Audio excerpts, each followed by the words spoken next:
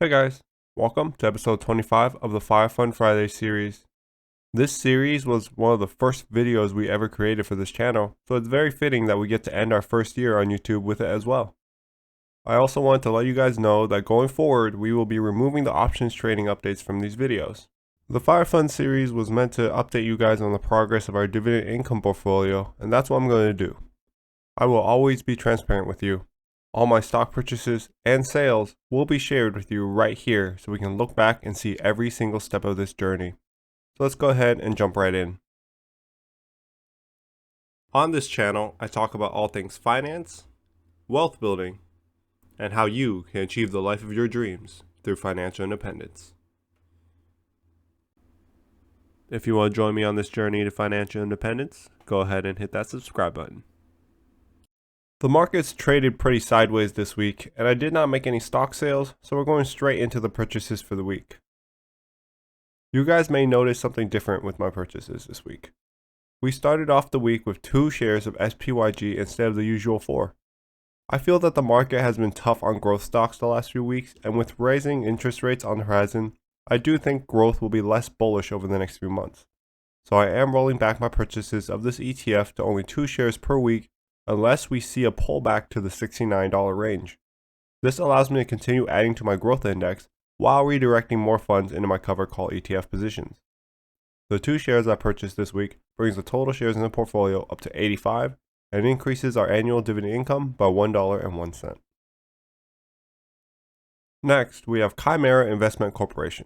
This stock has been very volatile lately. I'm picking up a few shares as it drops into the $15 per share range. If the stock drops back into the $14 range, I will start to round out my position. I am looking to own about 170 shares of this stock, so I can stop actively purchasing it. The 6 shares I did pick up brings the total in the portfolio up to 126 and increases our annual dividend income by $7.78.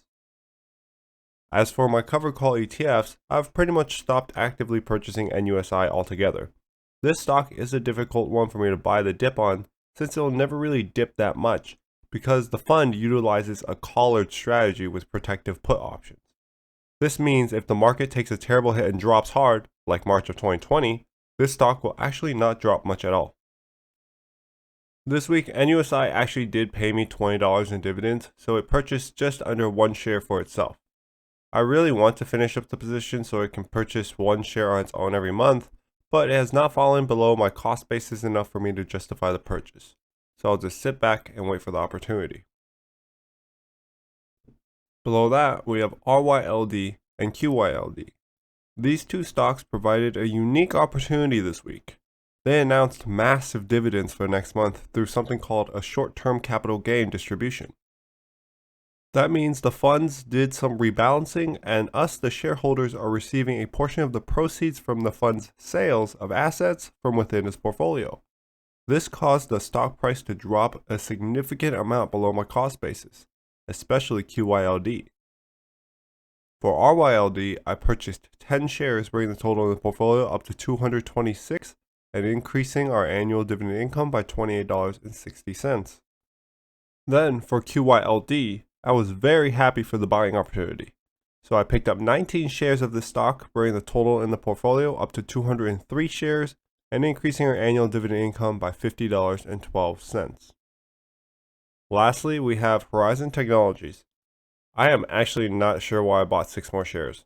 It was below my cost basis, but the price was still over $16 per share. I really don't know, but it adds to our annual income, so I guess it's fine. The 6 shares I picked up increases the shares in the portfolio up to 183 and provides $6.66 of annual dividend income. So overall, this week I spent $1,020.85 on stocks, which generated an additional $95.67 of annual dividend income, bringing our total annual dividend income up to $3,274.50, a 3% growth over last week and getting us closer to that 30% mark towards our goal of $12,000 per year of annual dividend income.